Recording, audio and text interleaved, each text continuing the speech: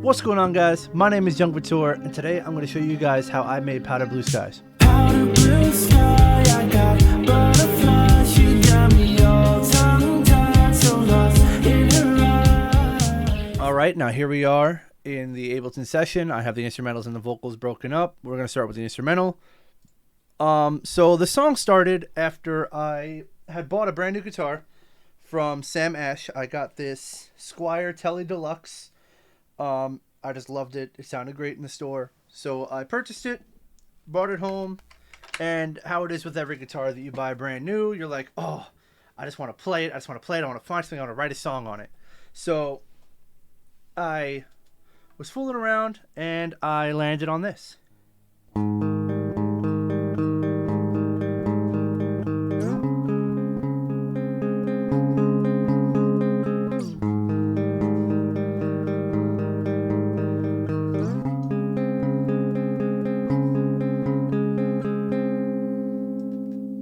So I recorded that in. I recorded it twice. I panned them left and right. And I added the Archetype Tim Henson amp simulator from Neural DSP. Set to the Haunter setting. I added a compressor. And this is what we got to start the song.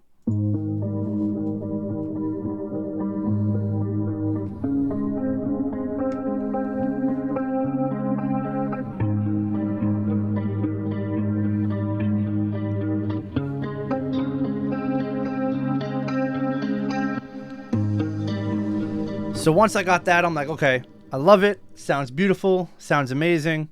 So right from there, I went right to the bass, which I used my Hofner bass right here. This is the Hofner bass. My brother actually bought this for me for my 21st birthday.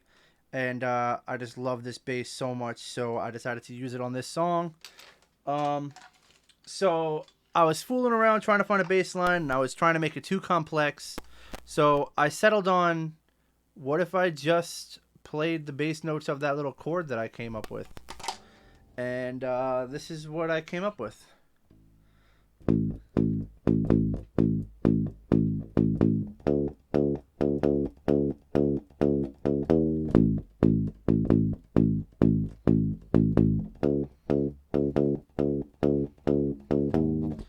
And that pretty much loops throughout the entire song.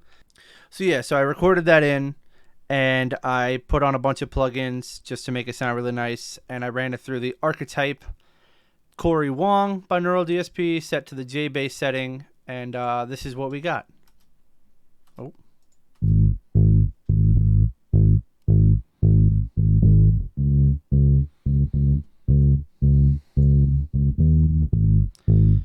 Now that paired up with the guitars that we started with, sounds like this. So now we're starting to feel the groove, starting to really get into it a little bit. So right from there, I was like, all right, I need to find some drums and add a little drum section, obviously, just to build more of that groove. So I found some drum sounds I liked, and I arranged them like this. Very, very simplistic. It's just a kick, a snare, and a hat. And this is what it sounds like.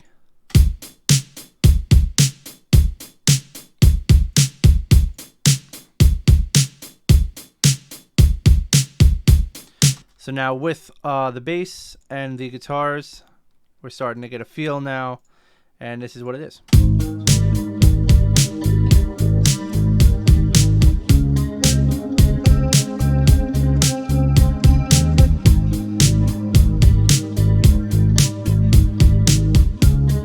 Okay, so from there, I was like, this is beautiful, this is perfect, but it sounds more like a verse part, very simplistic, very, bass, drums, guitar. Sounds great.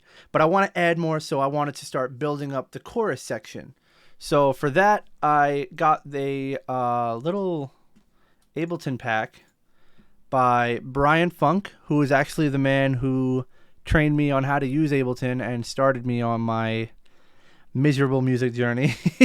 Just kidding. It's amazing.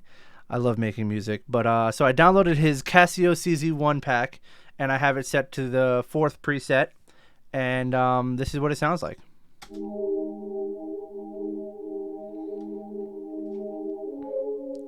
So by itself, it's just like very atmospheric and just in the background. And then once you add all the stuff back in, the drums, the bass, and the guitars, it starts to fill out. Now you can hear it more in the background and stuff.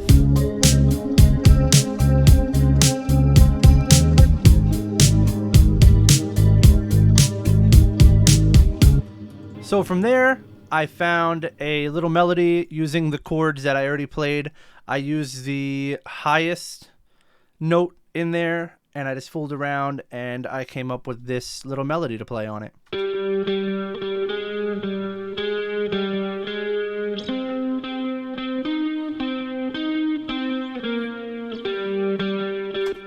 This was run through the Tim Henson Teleslap setting, and then a couple of other little things going on in auto filter, a widener, chorus ensemble effect. So that created the sound. And I recorded that, and I felt like it was good, but I wanted to add a little bit more high end to it. So I recorded another one an octave up, and this is what it sounds like together.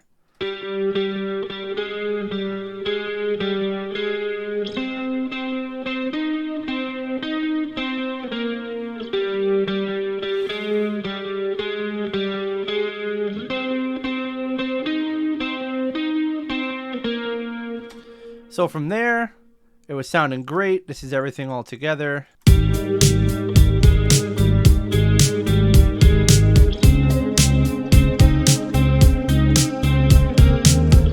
But I still felt like it was missing something, so I took those original chords from the riff or lick or whatever it's called, and I just strummed them like eighth notes, and I panned those left and right. I ran those through the Archetype Tim Henson, also set to the Teleslap setting. And this is what those sound like.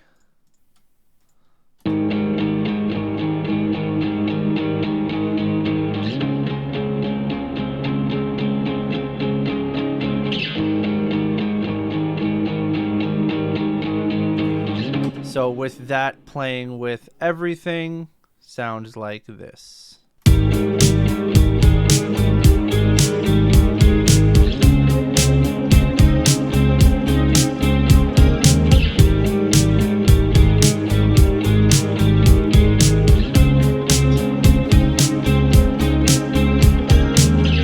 So I was like, okay, that is beautiful. That is the chorus. And I left it just at that. I didn't overcomplicate it. I left it just like that. So now we get into verse 1, which I pulled out all of the parts, and I just added the guitar, the drums, and the bass once again for the verse. But before the end of the verse, once we got to the second half of the verse, I brought back that melody from the chorus, and I added a little bit of an auto filter to pull back all the highs and just get the muffled sound effect to it. And this is what it sounds like from about the middle of the first half and right into the second. So just simplistic. Pretty much everything we started with. And then it brought back in that melody.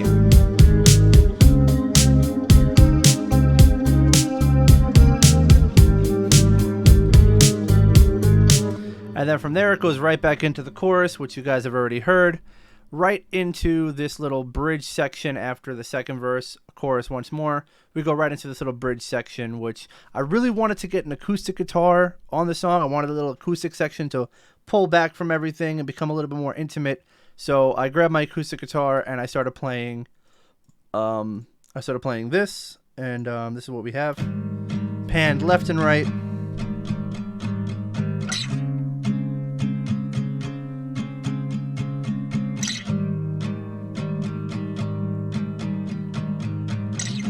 I took that and I paired it with the bass, and that's what it sounds like.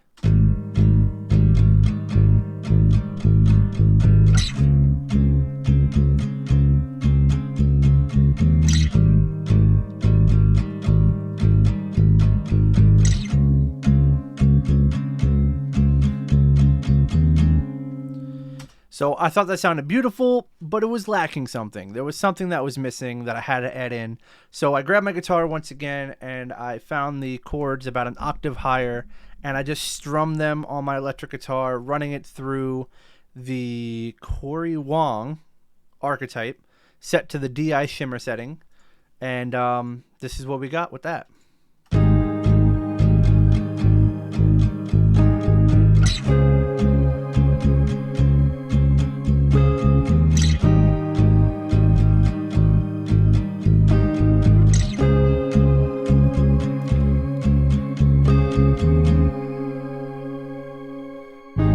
And then it goes right back into the chorus, which for the last chorus, I pulled that little electric guitar setting from the bridge section and pulled it over into the chorus so that it added another level to it. So it's different than the first two. It's, the finale. It's the big one. So I added something else in there just to make it a little bit bigger, which will sound like this.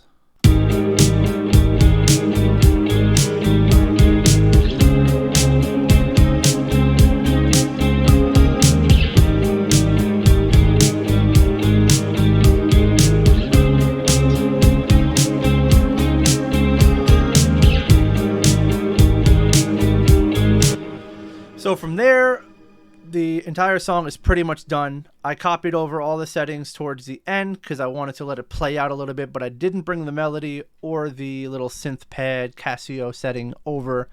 I decided instead to play a little guitar solo. So I was fooling around on my guitar and I came up with this. This is running through the Tim Henson as well, also set to the Teleslap setting. And this is what we got.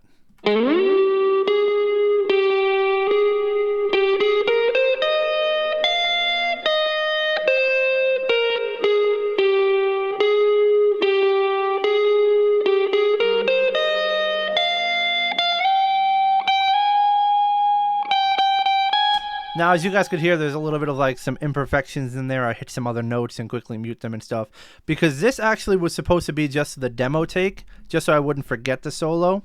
So I just recorded it real quick. I was like, okay, I just want to record it so I don't lose it, and I don't forget how it was supposed to sound or where it was supposed to go. So I recorded it and I threw it in there. And then later on, once I was coming towards the end of the song and the production, and I wanted to like iron out a lot of things, I went back and tried to record it a couple times, and I just didn't like the way it was sounding. I was almost just like forcing it to sound good, and I wasn't happy with that. So I decided that the demo take actually sounded the best out of everything, so I kept it in the song. And I think it just makes it a little bit more real. It's not perfect. Some of them are not on the grid perfectly. There's a couple notes that I hit accidentally, but it sounds real. It sounds, I made it in my bedroom, which I did. So yeah, that is the entire production behind Powder Blue Skies. Thank you guys so much for watching. I hope you guys did enjoy this video and this little breakdown on how I produced it. If you guys did, please give it a thumbs up. Go stream Powder Blue Skies. It is out everywhere. Spotify, Apple Music. It's Powder Blue Skies by Young Vitor featuring Amy Brill. I hope you guys really enjoy the song. I loved making it. It's probably one of my favorite songs that I've ever produced. So yeah, thank you guys so much for watching, and I'll catch you guys in the next one. Peace out.